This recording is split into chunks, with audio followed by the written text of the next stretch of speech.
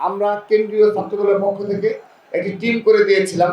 সেই টিমের মাধ্যমে পুঙ্খানুপুঙ্খ যাচাই করে আমরা একটা সঠিক চিত্র আপনাদের নিকট উপস্থাপন করব এবং আমরা সেই লিস্ট আমাদের যারা শহীদ হয়েছে সেই পূর্ণাঙ্গ তালিকাও আপনাদের নিকট আমরা আজকে উত্থাপন করবো এবং আপনাদের সরবরাহ করব। সেখানে সচিত্র এবং ডিটেলস লেখা রয়েছে এবং ছাত্রদল কোন ইউনিটের নেতৃত্বে রয়েছেন সেই হিসাবে আমি শুরুতে বলে নিচ্ছি, আমাদের এই গণ আন্দোলনে আমাদের যে লিখিত বক্তব্য সেখানে সবকিছু চলে আসছে। সবাইকে ধন্যবাদ। শুরু করছি। প্রিয় সাংবাদিক বন্ধুগণ, আজ আপনাদের মাধ্যমে দেশবাসী এবং গণ অভ্যুত্থানে বিজয়ী ছাত্র জনতাকে একটি সুখবহ খবর জানাতে হচ্ছে। ছাত্র জনতার গণ অভ্যুত্থানে বাংলাদেশ জাতীয়তাবাদী ছাত্র দলের ৪৯ জন নেতা কর্মী শাহাদাত বরণ করেছেন। আমি আবারও বলছি, বাংলাদেশ জাতীয়তাবাদী ছাত্র দলের ৪৯ জন নেতা কর্মী শাহাদাত বরণ করেছেন। ইন্না লিল্লাহি ওয়া ইন্না ইলাইহি রাজিউন। এই আন্দোলনে হাজারের অধিক ছাত্র জনতা শহীদ হয়েছেন। আমি আমাদের ছাত্র দলের ৪৯ জন শহীদ সহ সকল শহীদদের প্রতি শ্রদ্ধা জানাচ্ছি, তাদের পরিবারের প্রতি সমবেদনা জানাচ্ছি এবং তাদের জন্য জান্নাতুল ফেরদৌসের প্রার্থনা করছি। প্রিয় সাংবাদিক বন্ধুগণ, বাংলাদেশ জাতীয়তাবাদী ছাত্রদল ২০০৭ সাল থেকে অগণতান্ত্রিক সরকারের বিরুদ্ধে আন্দোলন করে আসছে। ২০০৯ সাল থেকে শেখ হাসিনার ফ্যাসিবাদের বিরুদ্ধে রাজপথে সক্রিয় প্রতিরোধ গড়ে তুলেছে জাতীয়তাবাদী ছাত্রদল। গণতান্ত্রিক সংগ্রামে আমাদের অসংখ্য সহযোদ্ধা গুম, খুন, ক্রসফায়ারের শিকার হয়েছে, আয়নাঘরে বন্দী হয়েছে, রিমান্ডে কারাগারে নির্যাতনের শিকার হয়েছে। শত নির্যাতনের পরেও আমাদের সংগ্রাম অব্যাহত ছিল।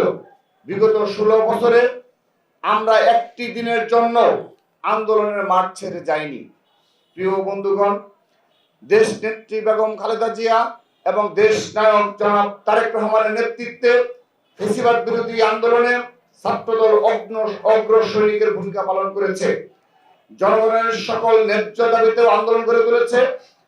আপনারা এখন জ্বালানি খাতে নজিরবিহীন দুর্নীতির খবর প্রকাশ করে শুরু করেছেন, কিন্তু আপনাদের মনে থাকার কথা, বিদ্যুতের লোডশেডিং এবং জ্বালানি খাতে অব্যবস্থাপনার প্রতিবাদে বিগত ৩১ জুলাই ২০২২ অনুষ্ঠিত বিএনপির সমাবেশে পুলিশের গুলিতে গুলিবিদ্ধ হয়ে ৩ আগস্ট ২০২২ তারিখে শহীদ হয়েছেন ভোলা জেলা ছাত্র দলের বিপ্লবী সভাপতি নূরে আলম।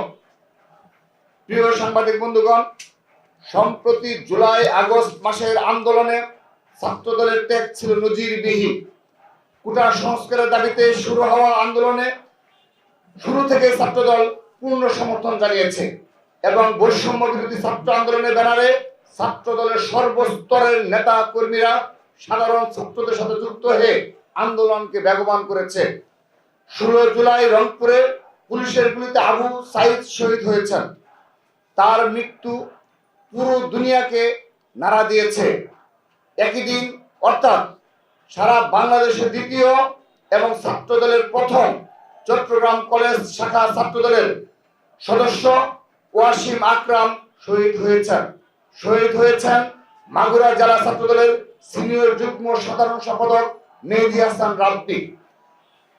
৯০-এর স্বৈরাচার বিরোধী আন্দোলনে ১/১১ আন্দোলনের ধারাবাহিকতা স্বৈরশাসকের বিরুদ্ধে গণতন্ত্রের ভ্যানগার্ড হিসাবে ছাত্রদল এবারও পূর্ণ শক্তি নিয়ে শেখ হাসিনার পতনের আন্দোলনে ছাত্র জনতার সাথে সামিল হয়েছিল।